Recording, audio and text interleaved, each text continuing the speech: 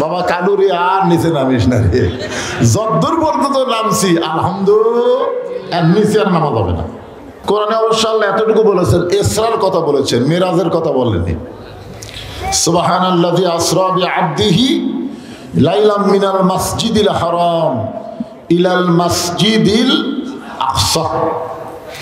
বর্তমানে মসজিদে হারাম হলো মক্কায়, জোরে বলেন কোথায়? আর বাইতুল আকসা, বাইতুল মুকাদ্দাস কোন জায়গায়?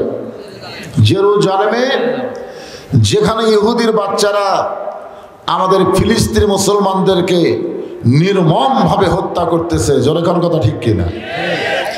কোরআনে কিন্তু এই দুইটাকে মসজিদ বলা হয়েছে। কি বুঝলেন আপনারা? সুবহানাল্লাযী আসরা বিআবদিহি লাইলাম মিনাল মাসজিদিল হারাম ইলাল মাসজিদিল আকসা। তাহলে বোঝা গেল দুইটাই কি? মসজিদ। আপনারা বলেন তো হিন্দুদের জন্য কি মন্দির, হিন্দুদের জন্য কি? ইহুদির জন্য গির্জা, প্যাগোডা। আপনার তারপর আর একটা আছে কি? প্যাগোডা, গির্জা, মন্দির, আর আমাদের মসজিদ, আর অনেক নাম আছে।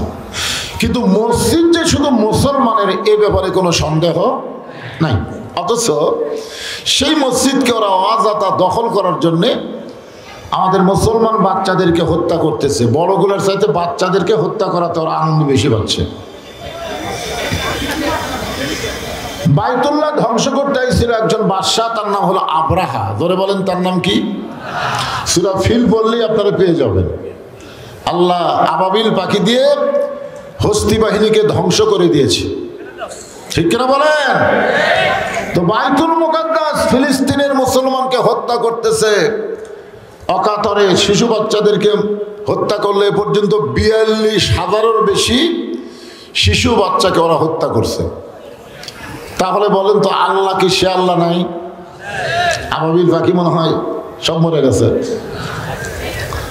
তাহলে আল্লাহ কেন মুসলমানের মসজিদ বাইতুল মুকাদ্দাসকে মুসলমানকে পুরোপুরি না দিয়ে কেন যুদ্ধ বাধাই দিছে? আপনার বলেন তো এর মধ্যে কারণ আছে না নাই? যেরকম আছে না নাই? হ্যাঁ, আজকে সূরা কাউসার থেকে আমি আপনাদের সে আলোচনা করার চেষ্টা করব ইনশাআল্লাহ। তো আল্লাহ তাআলা এই লাইলাতুল মিরাজের রাতে আমাদের নবীকে জান্নাত দেখার তৌফিক দিয়েছিলেন। সুবহানাল্লাহ বলেন। বাইরে থেকে না ভিতর থেকে? কি জান্নাত দেখার জন্য রাসূল গেছিলেন কি জান্নাতের ভিতরে না বাহিরে? দেখা গেলেন তো দুই রকম। এই কোরআনের বাহিরে যারা থাকে তারা বলে ইসলামের সাথে রাজনীতির কোনো সম্পর্ক নাই। যেরকম ঠিক কিনা? আর কোরআনের ভিতরে যারা ঢুকবে তারা বলবে নীতি একটা। আর রাজনীতিবাদদের যত নীতি আছে সব হলো ফকরা নীতি। যেরকম কি নীতি? ফকরা নীতি বোঝেন না? আল্লাহর নীতি হলো রাজনীতি। একটা সূরা আছে কোরআনের বাহিরে না, কোরআনের ভিতরে, নাম হলো সূরা মুলক। যারা বলেন নাম কি? মুলক। তাবারাকাল্লাযী বিয়াদিহিল মুলক। গোটা পৃথিবীর রাজত্ব, কর্তৃত্ব, মালিকানা একমাত্র কার হাতে? তাহলে বাদশাকে? সম্রাট শাহজাহান বাংলাদেশের মতন ৫৭টা দেশের সম্রাট হওয়ার পরেও দুই হাত তুলে কাঁদতেছে আর বলতেছে, ও বাদশার বাদশাহ, তোমার দরবার আমি ফকির। বাদশাহ শাহজাহান আমাদের আল্লাহকে বাদশাহ বলে স্বীকার করে। আর আমাদের বাংলাদেশের কিছু নেতারা বলে যে ইসলামে নাকি রাজনীতি নাই, বাদশাহ মানেই তো রাজা, রাজা মানেই তো বাদশাহ। দরিকার কথা ঠিক কিনা? তাহলে বাদশার নীতির নাম কি নীতি? রাজনীতি। জোরে বলেন কি নীতি? আল্লাহু গানিয়ুন ওয়া আনতুমুল ফুকারা। আল্লাহ হলেন ধনী, পৃথিবীর আমরা সবাই হলাম ফকির। আমরা সবাই কি? তাহলে ফকিরের নীতির নাম কি? ফকরা নীতি। জোরে কোন কি নীতি? কথা কয় না। কি নীতি? আর আল্লাহর নীতির নাম কি? আর মানুষের নীতির নাম কি? ফকরা নীতি। আপনার যদি জোরে না বলেন তাহলে দুই কান্দের ফেরেশতা কি লিখবে? আপনারাই কোন এই দুটো ফেরেশতা আল্লাহ কি ঘুম পাড়ার জন্য দিছে না লেখার জন্য দিছে? তো জবান থাকার পরেও হক কথা যারা বলে না এদেরকে বলা হয় বোবা শয়তান। জোরে বলেন কি শয়তান? আমি কি আমার বাপের কথা বলতেছি না আল্লাহর কোরআন দিয়ে বলতেছি?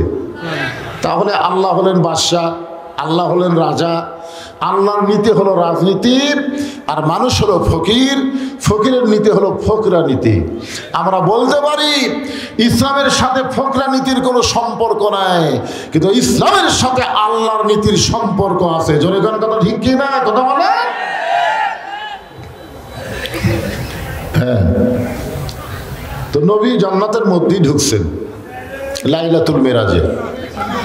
আল্লাহ নবী যখন জান্নাতের মধ্যে ঢুকলেন, এমন সময় নবীর সঙ্গে একজন ফেরেশতা ছিলেন, নাম হলো ফেরেশতা জিবরাইল। নাম কি? নবীর সঙ্গে কয় ফেরেশতা থাকতেন? কথা কয় না। আর আমাকে সাথে কয়টা? আমাদের দেখতেন ছোট একটা বাচ্চা করছে দুইটা, আর আপনারা বুঝতেছেন না। আমাদের দুই কান্দে দুটো ফেরেশতা সবসময় আছে না নাই? দরজা জানলা বন্ধ করে যদি কাম করেন তাহলে মনে হয় ফেরেশতা থাকে না? থাকে? থাকে। 15.5 বছর দরজা জানলা বন্ধ করে কাম করছে, মনে করে কেউ দেখেনি। দুই ফেরেশতা আল্লাহ কয়, আল্লাহ এরা যে দরজা জানলা বন্ধ করে সমানে খালি ছিললো আর সিল মারলো, এরকে রেজাল্ট কি? আল্লাহ বলতেছে বাংলাদেশের গণতন্ত্রের নিয়ম হলো একজন বাপের জন্মা একটা ভোট দিবে, কিন্তু যে একের বেশি দিবে তার জন্মে ঠিক থাকবে না। যেরকম কি থাকবে না? তাহলে দিনের ভোট যারা রাতে করছে এরা কিন্তু জন্মা না, এরা হলো বিজন্মা। জোরে বলেন কি? কথা বলেন কি জন্মা? বিজন্মা। বোঝা লাগবে না? জন্মা আর বিজন্মা। আপনারা বিজন্মা কন না কি কন? যাই হোক, এর নিচে আর নামলাম না বাবা, কালুরি আর নিচে নামিস না রে। যদ্দূর পর্যন্ত নামছি আলহামদুলিল্লাহ, এর নিচে আর নামা যাবে না। এখন একটু চিন্তা করেন, আমাদের সঙ্গে সবসময় দুটা ফেরেশতা থাকে, কিন্তু আমাদের নবীর সঙ্গে দুই ফেরেশতা ছিল না, কারণ নবীর লেখার কোনো দরকারই নেই। লেখার দরকার আছে? ইমাম গাজ্জালি রহমতুল্লাহ আলাইহি বলেন, লাইলাতুল মেরাজে যখন নবী ঘুমাইয়াছিলেন, এমন সময় জিবরাইল ফেরেশতা গিয়ে দেখে নবী ঘুমের মধ্যে আছে। তো বলতেছে, আল্লাহ আপনার নবী তো ঘুম পাড়তেছে, আপনি নিয়ে যাবার করলেন আপনারা আরশে, কিন্তু যে হারে ঘুমায় আছে কি করব? আল্লাহ বললেন নবীকে ঘুম থেকে ডাক দাও। তো জিবরাইল বললেন কিভাবে ডাক দিব? আল্লাহ বললেন আপনার জিহ্বাটা বের করে নবীর পায়ের তালুতে সুর ভরে দেন। জিহ্বাটা বের করে নবীর পায়ের তালুতে কি দাও? সুর ভরে দাও। ফেরেশতা জিবরাইল জিহ্বা বের করে নবীর পায়ের তালুতে সুর ভরে দিলে নবী ঘুম থেকে চেতন পায়। এখন চিন্তা করেন, সমস্ত ফেরেশতার সর্দার জিবরাইল যদি নবীর পায়ের তালুতে সুর ভরে দেয়, সেই নবীর কান্দে থাকার যোগ্যতা কোনো ফেরেশতা নাই। ফেরেশতা জিবরাইল বললেন, সালামুন আলাইকুম তিবতুম ফাদখুলুহা খালিদিন। ওগো নবী, আপনি যখন জান্নাতে প্রবেশ করছেন, আপনি যদি জান্নাত থেকে বের না হন, আল্লাহ আপনাকে জান্নাত থেকে বের করে দিবে না। সাল্লাল্লাহু আলাইহি ওয়াসাল্লাম। এই বছরটা হলো আপনার কষ্টের বছর। নবী যেই বছর মেরাজ করেছেন সেই বছর নবীর কষ্টের বছর ছিল। কিসের বছর? কষ্ট। প্রথম কষ্ট হলো চাচা আবু তালেব মারা গেলেন, দ্বিতীয় কষ্ট খাদিজাতুল কুবরা বিদায় নিলেন, তৃতীয় কষ্ট তাইফের ময়দানে গিয়ে রাসূল রক্তাক্ত হলেন। সেই বছরই আল্লাহ তাআলা নবীকে আরশে নিয়ে গেলেন। কি বুঝতেছেন? কষ্টের পরে শান্তি আছে না নাই? আমরা মনে করছিলাম আমাদের বাংলার মানুষের মনে হয় আর শান্তি আসবে না, এমন একটা অবস্থায় আমরা গেছিলাম। কিন্তু আল্লাহ তাআলা দীর্ঘ 15.5 বছর কষ্টের পরে বর্তমানে একটু প্রশান্তি, একটু শান্তি, একটু স্বস্তি আছে না নাই? জোরে কোন আছে না নাই? আবার যদি ভুল করেন কষ্ট কিন্তু আবার ফিরে আসবে। কিন্তু আর বারবার ঘুঘু তুমি খাইয়ে যাও ধান, এবার গৃহস্থ কিন্তু ফালাইছে ফান। জোরে কোন কি ফালাইছে ফান? প্রতিদিন ঘুঘু একটা ধান খায় আর 10টা ধরে, একটা খায় আর কি করে খাবি খা, খায়া যা। ওই একটা খায়ার পাও দিয়ে 10টা ফেলে দে। তখন ধানলা চিন্তা করে, না এভাবে তো ধান নষ্ট করা যাবে না। তখন ওখানে ফান ফেলাইছে। তোর এখন কি ফেলাইছে? ফান বোঝেন না? ঘুঘু এসে এবারে মুখ দেখায় পাও দিয়ে যখন নষ্ট করবার চাষে খপ করে পা আটকে গেছে। তখন দূর থেকে বলতেছে বারবার, ঘুঘু তুমি খাইয়া দাও ধান। এবার গৃহস্থ ফালাইছে ফান। আমাদের বাংলার জনগণকে একটু সতর্ক হওয়া লাগবে। ধরে কোন কথা ঠিক কিনা? ঘুঘুরে বারবার বাংলার জমিনের আবাদকে নষ্ট করতে দেওয়া যাবে না। ফেরেশতা জিবরাইল বলেন, রাসূলুল্লাহ আপনি যদি জান্নাত থেকে বের না হন, আল্লাহ আপনাকে জান্নাত থেকে বের করে দিবে না। সঙ্গে সঙ্গে নবী রাগ করে বললেন, জিবরাইল যে কথা একবার বলেছো এই কথার দ্বিতীয়বার বলো না। জিবরাইল চমকে গেছে, আমি নবীর পক্ষে কথা বললাম। কিন্তু নবী এত রাগ করলেন। ফেরেশতা জিবরাইল বলে, রাসূলুল্লাহ আপনার রাগ করার পিছনে কারণ। আল্লাহ নবী বলেন, জিবরাইল আমি নবী আমার জন্য নই, আমি নবী হলাম আমার উম্মতের জন্য। সবাই সুবহানাল্লাহ বললেন না? আমি নবী আমার জন্য নই, আমি নবী কার জন্য? কথা কয় না। একবার আল্লাহ নবীর একজন ফেরেশতা, আল্লাহ নবীর একজন সাহাবী নাম হলো হযরত বেলাল। নাম কি? হযরত বেলাল বললেন, ইয়া রাসূলুল্লাহ আমরা যখন কবরে যাব মুনকির নাকির আমাকে 3টা প্রশ্ন করবে। কয়টা? কিন্তু আপনি যখন কবরে যাবেন আপনাকে মুনকির নাকির কয়টা প্রশ্ন করবে? তা আল্লাহ রাসূল বলেন, বেলাল তোমার কি ধারণা? বেলাল বলে, হুজুর আপনাকে একটা কম করবে। আল্লাহ রাসূল বলেন, কোনটা কম করবে? বলে ওমান নাবিউকা, এই প্রশ্ন আপনাকে করবে না, কারণ আপনি তো নবী। আল্লাহ রাসূল চোখের পানি বের করে বললেন, বেলাল তোমাদের ভাগ্য কত ভালো, তোমাদের নবী আছে, কিন্তু আমার ভাগ্য কত খারাপ, আমার নবী নাই। আছেন আমার মুখতার, আছেন আমার ব্যারিস্টার, শেষ বিচারের হাইকোর্টেতে তিনি আমায় করবেন পার, আমি পাপী রাসূল জাবিন্দার। আল্লাহ যখন হাকিম হইয়া আমাদেরকে আসামি বানায় বিচার শুরু করবেন, ওই সময় আমাদের নবী উকিল হয়ে ব্যারিস্টার হয়ে আমাদের পক্ষে আল্লাহর কাছে ওকালতি করে আমাদেরকে সুপারিশ করে জান্নাতে পৌঁছায় দিবে। জিবরাইল তুমি মনে করছো আমি জান্নাতে থাকার জন্য ঢুকছি? আমি শুধু জান্নাত দেখার জন্য ঢুকছি। আল্লাহ আমার উম্মতের জন্য কেমন জান্নাত বানালো, ধরে কর সুবহানাল্লাহ। আমি সেই দিন জান্নাতে থাকার জন্য ঢুকবো যেদিন প্রত্যেকটা উম্মতিনীকে আল্লাহ জান্নাত দিবে। এবারও সুবহানাল্লাহ বলেন না? এখন চিন্তা করে দেখেন, যেই নবী জান্নাতের মধ্যে গিয়ে আমাদের কথা ভোলে না, আর আমরা সেই নবীকে ভুলে গেছি। আমাদের বাংলাদেশে কিছু কিছু মুসলমান নবীকে শুধু নবী হিসাবে বিশ্বাস করে, নেতা হিসাবে মানবার চায় না। এরকম কিছু মুসলমান আছে না নাই? নবীর প্রতি দরুদ পড়ি, নবীরে সালাম করি মিলাদের ভিতরে, কিন্তু নবীর সমাজ গড়ার কাজে এদের দ্বন্দ্ব মনে বাজে। নবীকে সংসদে মানায় না, নবীকে রাষ্ট্রপতি মানায় না, নবীকে শুধু মসজিদ আর মাদ্রাসার মধ্যে মানায় নাকি? আপনাদের কি ধারণা? নবীকে মসজিদ মাদ্রাসার জন্য নবী হয়েছে না সব জায়গার জন্য? কথা বলেন, সব জায়গা। আল্লাহ কোরআনে বলেন, ওয়ামা আরসালনাকা ইল্লা রাহমাতাল লিল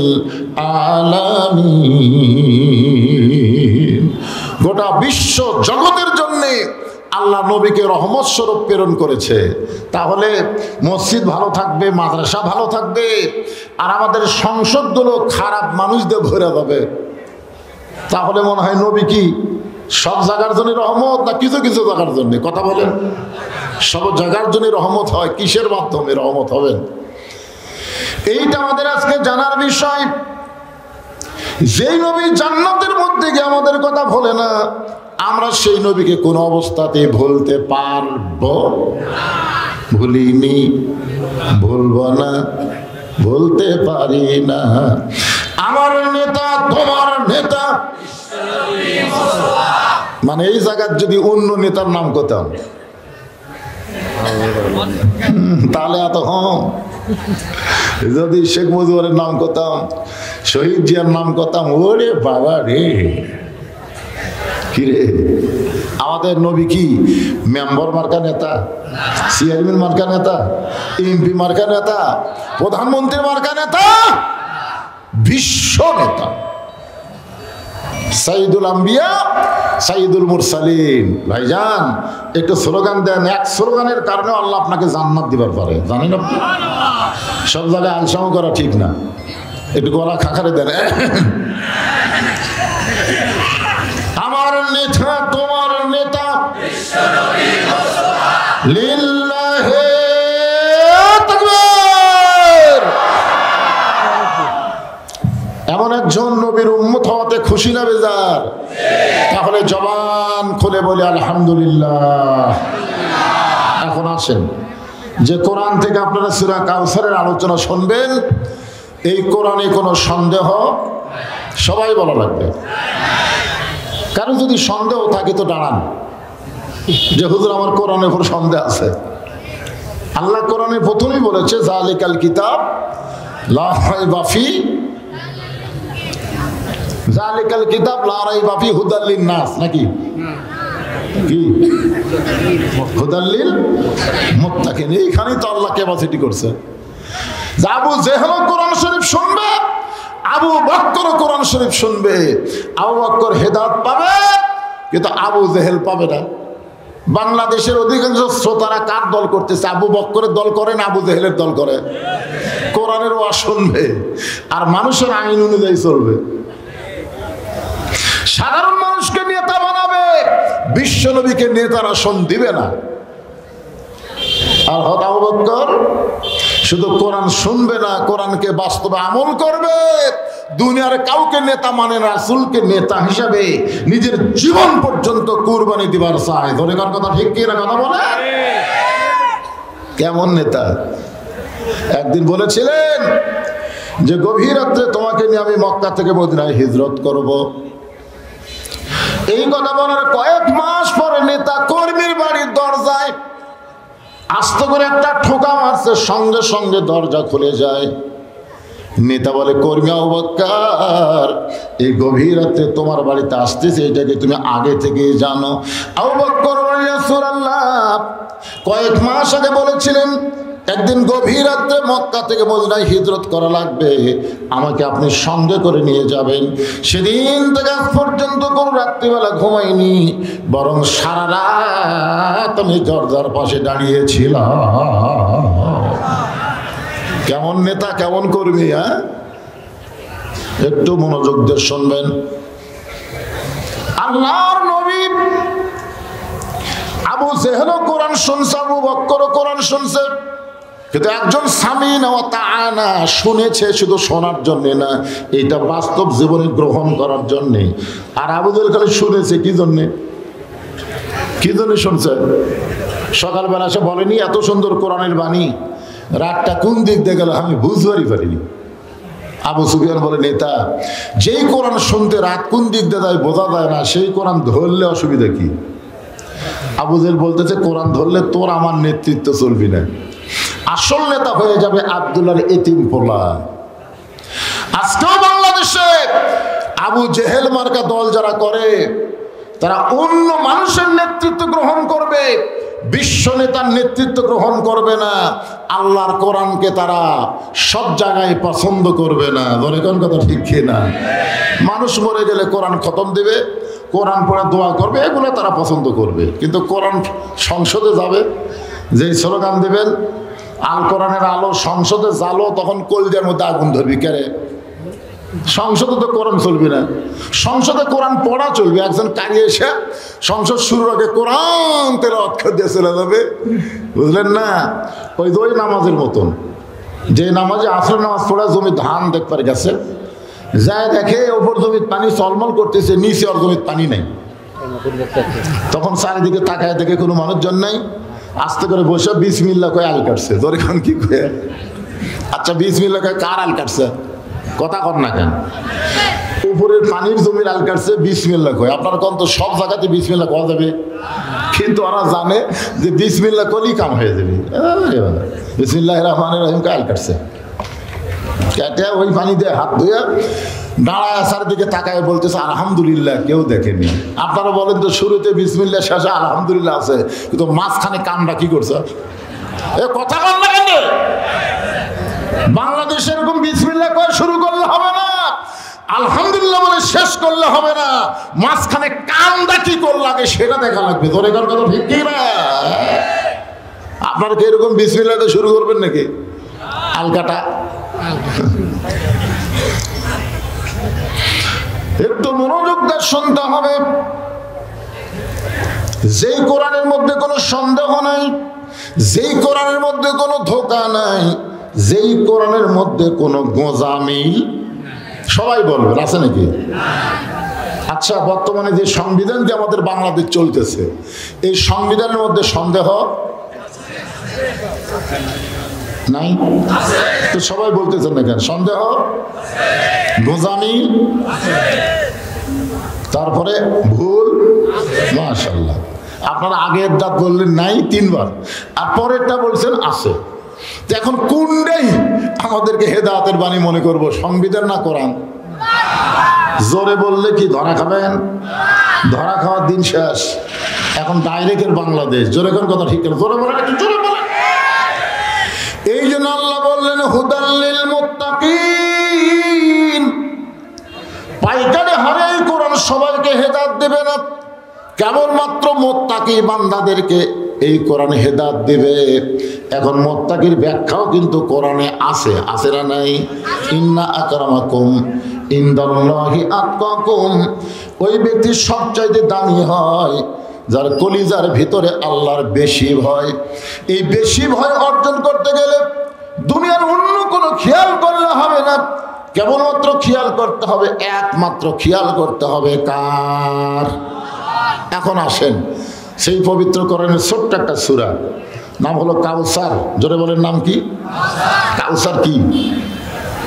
হাসর হবে তামার সানি, উম্মত বলবেন পানি পানি, হাসর হবে তামার সানি। তামার সানি বোঝেন আপনারা?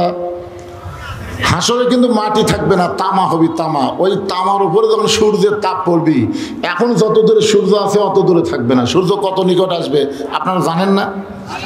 তাহলে হাসর হবে তামার সানি, উম্মত বলবেন পানি পানি। সেই কঠিন দিনে নবী বিনে, সেই কঠিন দিনে নবী বিনে পানি দেওয়ার সাধ্য কারো নাই, সেই পানির নাম হলো কাউসার। তাফসীর কারকগণ বলেছেন যে হাউজে কাউসারের 1 পেয়ালা, এরকম 1 পেয়ালা পানি পান করে কেউ যদি জাহান্নামেও যায়, আল্লাহ জাহান্নামকেও জান্নাত বানাই দিবে। আরে দেখছেন এই পানির মধ্যে পাওয়ার কি রে? যে পানি শরীরের মধ্যে থাকলে ওই শরীরের জন্য আল্লাহ জাহান্নাম এরকম হারাম করে দিবে। আপনারা বলেন তো, হাউজে কাউসারের মালিক আল্লাহ কাকে বানাবে? আমাদের নবীকে। আমাদের নবীকে বলতে কি হয়?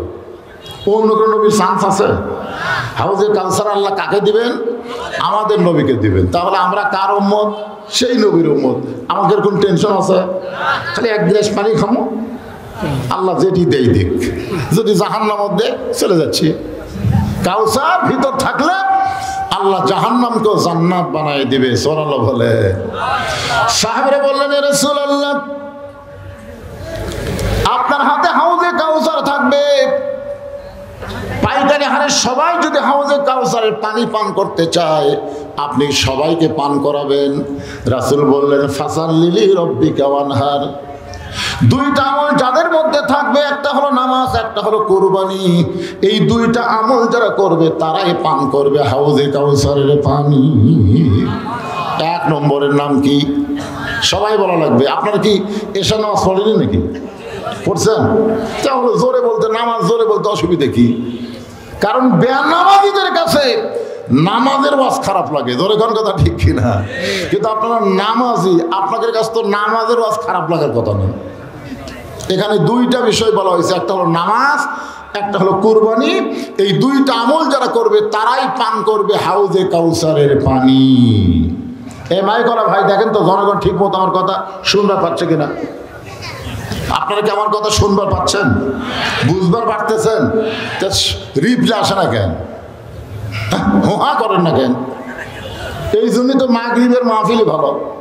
রাত বেশি হচ্ছে, ঠান্ডা লাগতেছে, নিজে খেয়াল দেয়নি, এখন একজনকে ঠান্ডা লাগতেছে, হুজুর কি করবেন এখন? আল্লাহ আজকে কাউসারের তাফসীর শুনতে গিয়ে যারা ঠান্ডা লাগবে তাদের জন্য আল্লাহ তুমি জাহান্নামের আগুন হারাম করে দাও। জোরে করো আমিন। আল্লাহ পারে কি পারে না? যেরকম পারে কি পারে না? আল্লাহ কোরআনে বলেছেন অবতাকু ইলাইহি ওয়াসিলা, আমি হাসরের ময়দানে ওসিলা খুঁজবো। তোমাকে আমল দিয়ে তোমরা জান্নাতে হবে এমন মনে করো না। যে কোনো একটা ওসিলায় আমি আল্লাহ তোমাদেরকে নাজাত দিব। আজকে এরকম ঠান্ডার মধ্যে বসে থাকাটাও একটা নাজাতের ওসিলা হতে পারে। পারে কি পারে না? কথা বলেন। অবশ্যই পারে।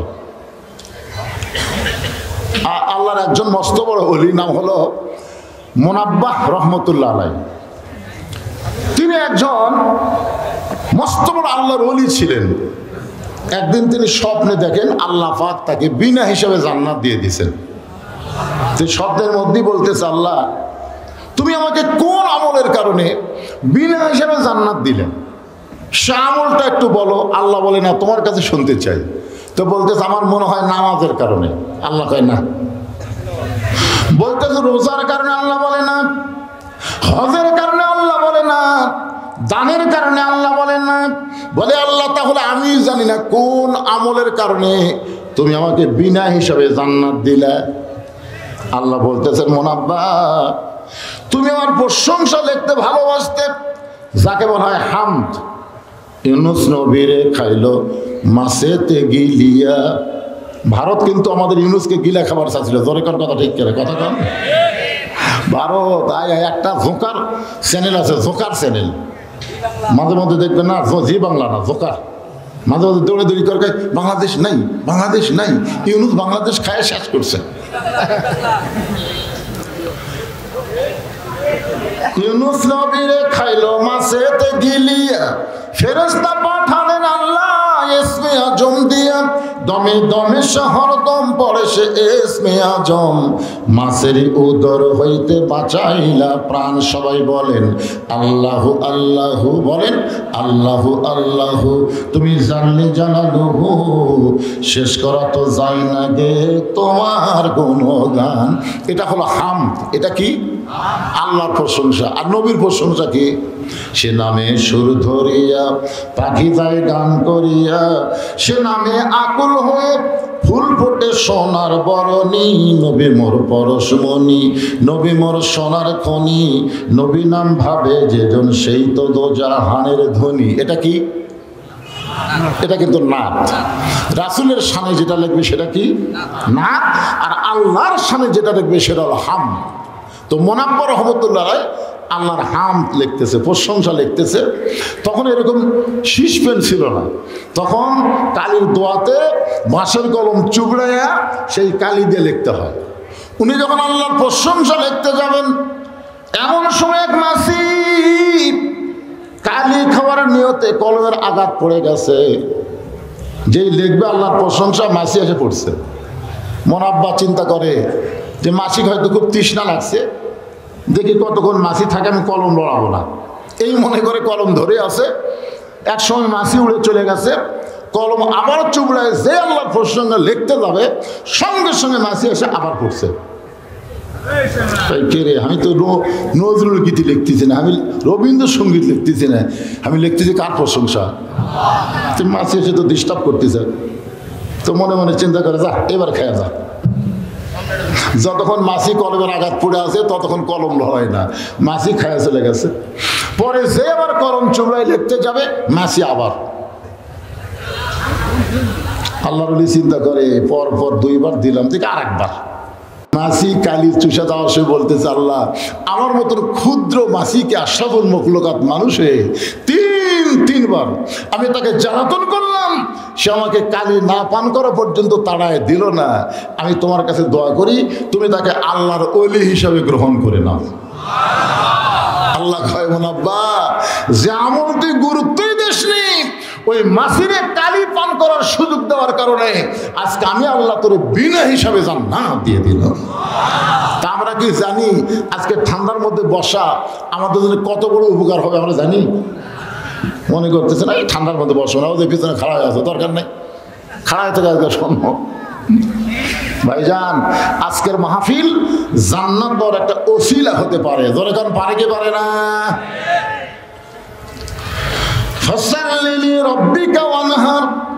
এক নম্বর হলো নামাজ, 2 নম্বর হলো কুরবানি। এই নামাজটা আল্লাহ তাআলা নবীকে আরশে দিয়েছেন। জোরে বলেন কোথায়? আমার কথার দিকে খেয়াল করবেন। হজ আল্লাহ নবীকে দুনিয়াতে দিছে, যাকাত আল্লাহ নবীকে দুনিয়াতে দিছে, রমজানের রোজা আল্লাহ নবীকে দুনিয়াতে দিছে, কিন্তু নামাজ এইটা আল্লাহ নবীকে দুনিয়াতে দেয় নাই। একেবারে এমন জায়গায় নিয়ে গেছে যেখানে জিবরাইলও পর্যন্ত নবীর সাথে যাওয়ার পারেনি। সুবহানাল্লাহ বলেন। এমন একটা জায়গায় এসে আল্লাহ বলেন, জিবরাইল ব্রেক, আর সামনে আসতে পারবা না। ফেরেশতা জিবরাইল ব্রেক হয়ে গেল। নবী একা একা আল্লাহর আরশে গেলেন। আল্লাহর সঙ্গে নবীর মেরাজ হলো। আল্লাহ নবীকে নামাজ দিলেন। জোরে বলেন কি দিলেন?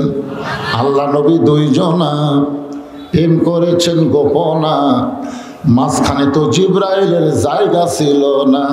জায়গা যদি থাকিত আরশা দিবে নিত, দরজার বাইরে আল্লাহ ব্রেক করাতো না। নামাজ হচ্ছে আল্লাহ বান্দার মধ্যে একটা প্রেম। সুবহানাল্লাহ বলেন। কোরআনে আল্লাহ বলেন অসজুদ ওয়াক্তারিব, তুমি যখন নামাজের সেজদা দিবে ওই সেজদা তোমাকে আল্লাহর নিকটে পৌঁছায় দিবে। ধরে করে সুবহানাল্লাহ। আর রাসূল বলেছেন আনতাবুদুল্লাহ কান্নাকা তারাহু ফাইল্লাম তাকুন তারাহু ফাইন্নাহু ইয়ারাকা। নামাজ এমন একটা ইবাদত যে ইবাদতের মধ্যে ইবাদতের মালিকের সঙ্গে তোমাদের সাক্ষাৎ হবে। যদি না হয় তাহলে বুঝবে মালিক তোমাদেরকে রহমতের নজরে দেখতেছে। জোরে কান সুবহানাল্লাহ। সেই ইবাদতের নাম কি? সবাই বলবেন নাম কি? নামাজ। আজকে আমাদের বাংলাদেশে নামাজ আছে কিন্তু নামাজ কায়েম নাই। কায়েম আছে? জোরে করে কায়েম আছে? হ্যাঁ, একটু মনোযোগ দিয়ে শোনেন। নবী আমার লাইলাতুল মিরাজ পাড়ি দিয়ে দুনিয়াতে ফেরত আসলেন। ফজরের নামাজ হেরেবের মধ্যে একা একা আদায় করলেন। ফজরের ফরজ হলো 2 রাকাত। জোরে কোন কয় রাকাত? আমরা যে সুন্নত পড়ি না, সুন্নত কিন্তু আরশে আজিমের নামাজ না। খুব খেয়াল করবেন, সুন্নত কিন্তু আরশের নামাজ না। আরশের নামাজ হলো 17 রাকাত। জোরে কোন কয় রাকাত? একটু মনোযোগ দিয়ে শুনবেন। আরশে আজিমে নবীকে যে নামাজ দিছে সে নামাজের রাকাত সংখ্যা কত? 17। ফজরের ফরজ কয় রাকাত? 2 রাকাত। জোহরের ফরজ কয় রাকাত? 4 রাকাত। আসরের ফরজ কয় রাকাত? 4 রাকাত। মাগরিবের ফরজ 3 রাকাত। এশার ফরজ 4 রাকাত। এই সর্বসাকুল্যে 17 রাকাত। এক বক্তার মধ্যে শুনছি যে আল্লাহর সাথে মোবাইল নম্বরে কেউ যদি কল করবার চান তাহলে 24434। তা আমি চিন্তা করলাম কি আল্লাহর সাথে কল করে গেলাম নম্বর আছে, তো ইংরেজিতে করেছে তো 2 মানে ফজরের 2, 44 জোহর আসর 34। তাহলে হিসাব করলে কয় রাকাত? 17 রাকাত। এই 17 রাকাতের প্রথম 2 রাকাত ফরজ নামাজ। ফজরের ফরজ নামাজ আদায় করে নবী হেরেমের ভিতরে বের হয়ে আসতেছেন। আসার সাথে সাথে যার সঙ্গে দেখা তার নাম হলো আবু জেহেল। আবু জেহেলের কি ভাগ্য দেখছেন? আবু জেহেলের ভাগ্য, হাসিনার একটা কল রেকর্ড ফাঁস হয়েছে। তার চামচাকে বলতেছে আমাকে ঢাকার পার্টি অফিসের খবর কি, কেন্দ্রীয় অফিসের খবর কি? কয় পেশাব পায়খানা।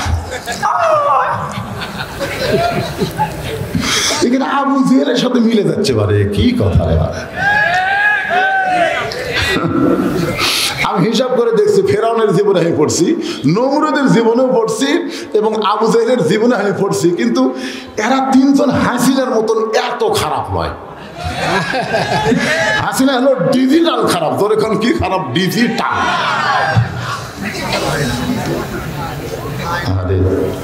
সর্বপ্রথম মেরাজের পরে নবীর যার সাথে দেখা হলো তার নাম হলো আবু জেহেল। কি একটা ভাগ্য দেখছেন। আবু জেহেল নবীর চেহারার দিকে তাকায় বলে, বাজান, ও কি সুন্দর সুর, বরে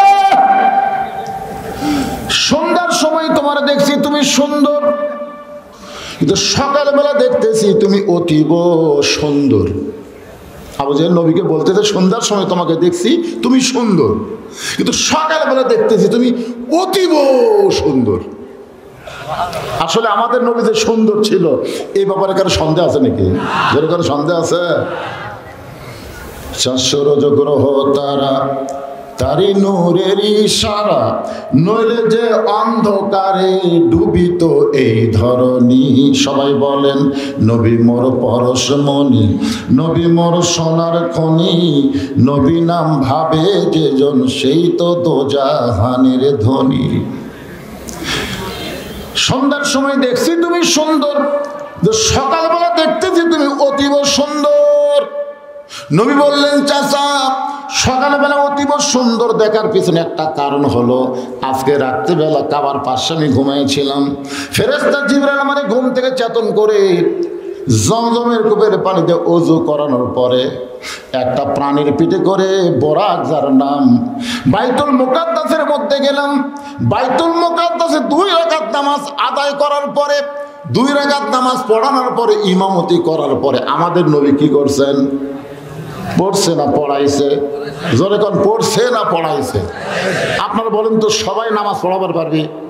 বাংলাদেশে যত দল আছে, কোন দলের নেতারা নামাজ পড়াবার পারবে? আপনাদের নাম দেওয়া লাগবে না, মনে মনে খালি হিসাব করবেন, পড়া পড়া আর পড়ান।